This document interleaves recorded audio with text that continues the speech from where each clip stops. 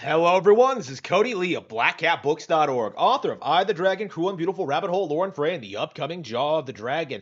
Masahiro Sakurai, over the past couple of months, I think it's been, has been regularly updating his YouTube channel. He's been regularly updating YouTube videos, and he's been outshining essentially every other YouTuber on the platform. Well deserved, in my opinion, because this is someone who has like general, actual game expertise. He actually offers like good advice when it comes to like developing games, when it comes to like evaluating them, and like just basic really interesting insights into like what it's actually like to be a game developer. And like the videos I've seen from him, generally speaking, have been great. In fact, I would probably say he's probably my favorite YouTuber right now, because he's not a poser like the vast majority of these people. He's an actual developer giving his opinion on things. But, and this is a very big but, he decided to stick his nose where it did not belong, covering a topic that I and several other people, I think anyone on 4chan, I and several other people are very, very passionate about, is the subject of whether older games are better than new games. And Sakurai is very, very pro new game. Oh, you're just these old games, you're just nostalgic for them. Like, you're just looking back on your childhood memories. You need to experience the good stuff. You need to experience like new modern games and make new memories. You need to appreciate what you have now. And I understand the sentiment. Really, I do. I've experienced like lots of really good games in the past year. Games that nobody else is talking about or playing. Stuff like Sifu, stuff like 13 Sentinels, stuff like Pokemon Legends Arceus, like Kirby and the Forgotten Land. Like all those games have been great, but at the same time, are they better than games that came out in the past? And the answer, generally speaking, is no. Like, it is very noticeable, like, generally speaking, that the good games of yesteryear, the 90s, were way better than the shit we're getting today. Like, that is just the cold hard truth regarding the matter, and something that I think like a lot of people are in denial about. Because I have heard people say this before, that like, oh, it's just nostalgia. You're just looking back on your childhood, bro. I hated my childhood. Like, I was fucking abused. Like, I don't have any fond memories of my childhood at all. In fact, I don't think I seriously began critically evaluating games until I was like, older. And as a result of that, I kind of have like, no nostalgia for old games. And you know what? I did come to the conclusion that older games are better than the ones that came out today. I did play Yoshi's Island, right? Back in the 90s or early 2000s or whatever. I did play it, but I didn't remember anything about it when I returned to it, and then decided, upon my replay, that like, yeah, this is my favorite game of all time. Because it's not perfectly balanced, has all this cool artistry to it.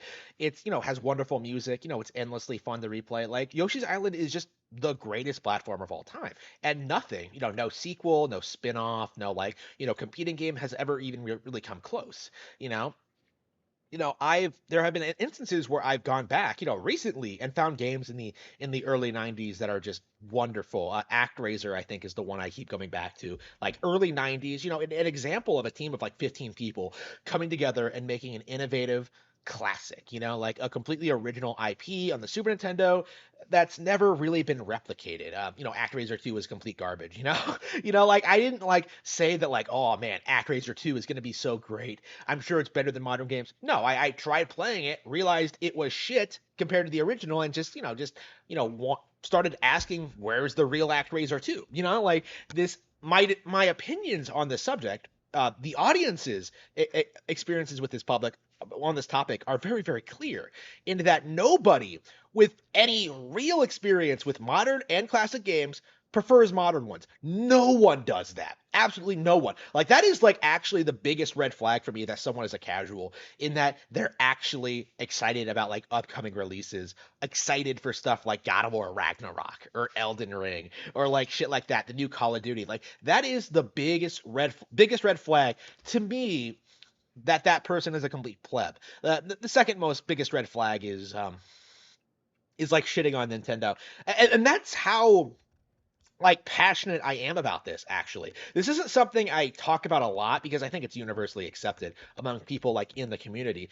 But I do believe, strongly believe, that games in the past were better than the games we get now. There has been like a clear decline in quality over the years. And it seems like developers like Sakurai really don't want to admit it. They really don't want to admit that the games they're producing now are nowhere near as interesting or fun as the ones they came out with years ago. And I think, looking at Sakurai's work in general, I think we can kind of come up with a couple examples for it with this. For one thing, just compare Kid Icarus Uprising to like Sin and Punishment, right? Kid Icarus Uprising, Sakurai is a huge Sin and Punishment fan. I'm a huge Sin and Punishment fan. Turning Kid Icarus into like a Sin and Punishment clone was a great move. I love Kid Icarus Uprising. It's a great game with a lot of funny moments, lots of creativity. Like, it is fantastic. But is it better than Sin and Punishment? Is it better than the sequel, Star Successor? The answer is no. Sin and Punishment, is pure arcade like action at its peak, while like Icarus Uprising has this tendency to just kind of it drags, like the difficulty thing is kind of weird. You kind of have to like replay stages over and over and over again. There again, Uprising is a classic for a reason. It's a great game. Like, I've always attacked people who think Uprising isn't very good or wasn't very well thought out or didn't control very well. Same with Star Fox Zero, right? But are they better than the games that came before? Are they better than Sin and Punishment or Star Fox 64? And I think anyone who's seriously played both recently will generally lean towards the classics. I think even the biggest fans of Kid Icarus Uprising should admit this, is that like Sin and Punishment is better.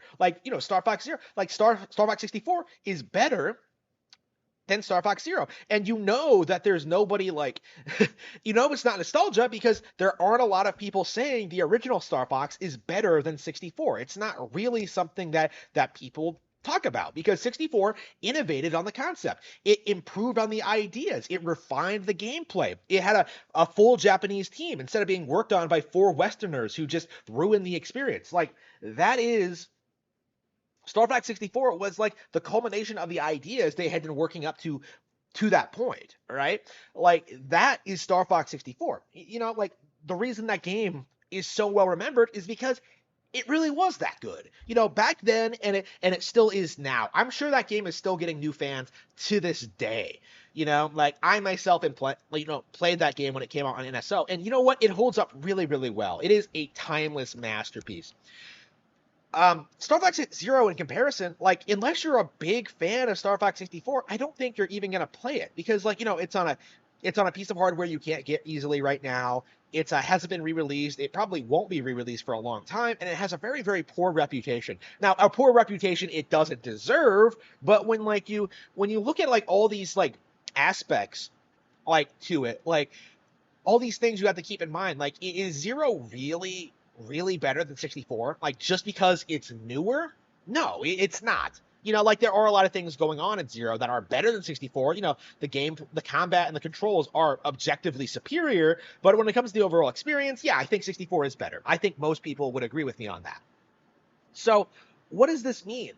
I think game developers should not try and talk down to us to preferring better games, for preferring the classics, because there is a reason those games are so popular and so beloved and so well remembered, is because they really are that good. They really are a cut above what we're seeing now. I'm playing through Dragon Quest V right now. I haven't touched it in months, but I am playing it. It is objectively better than Dragon Quest 11 and 8, and probably 7 as well, but 7 is my favorite Dragon Quest game. So, I've never played Dragon Quest V, didn't experience this. This is generally well regarded as being the best in the series. And although I'm not sure I agree yet, because I haven't gotten all that far into it, there might be some iffy aspects to it. I don't know. I'm experiencing it now. Do I think Dragon Quest V is the best game in the series? No, because I haven't finished it yet. But it might be. I can see how it's better than 11, than 8. I can see how it might be more well received than 7, my favorite game in the series. And I'm not coming to these conclusions purely based on nostalgia. If anything, if I'm being nostalgic, I'm talking up Dragon Quest 7 too much, because that game really, really left a major impact on me. It really, really made me love Dragon Quest, right? That is the game that made me a Dragon Quest fan. So, the fact that I'm comparing Dragon Quest 5, people don't play new games expecting them to be worse than the old ones. People don't buy the new Zelda like expecting, oh, it's gonna be worse than A Link to the Past. No, like the thing is, these games come out, people play them, and they just kind of decide that, like, where they hold, how they hold up, and where they rank. And generally speaking, when it comes like the best games ever made, like, they're not going to be topped easily. Dread didn't top Super Metroid. Mario Odyssey didn't top like 64 or Galaxy, in my opinion. I think that is like, more. I don't feel like as strongly about that as some other examples, but you know what I mean. Like, there are like, I'm not saying games are better than other games because I hate certain games usually. Like, I'm just saying those games are better. That's it. That's all I'm saying. There's nothing more to it. I'm not like talking down to modern games just because they're new. I'm talking down to modern games because they just aren't as good. If you don't want people criticizing your games, stop putting out mediocre slop, okay? Stop putting out like the God of War Ragnaroks, and start putting out more original Bayonettas. Start putting out like some more Killer Sevens, some more No More Heroes. Start putting out like new original games because they absolutely still get made. 13 Sentinels came out relatively recently, but like they are very, very few and far between. And I really don't like people like Sakurai acting as if there's like some agenda against modern gaming, because these games are hard to come by. They don't come out a whole lot. I play and look at like essentially every game that comes out, and there is hardly anything that catches my eye. There is nothing that will ever that will ever top the classics.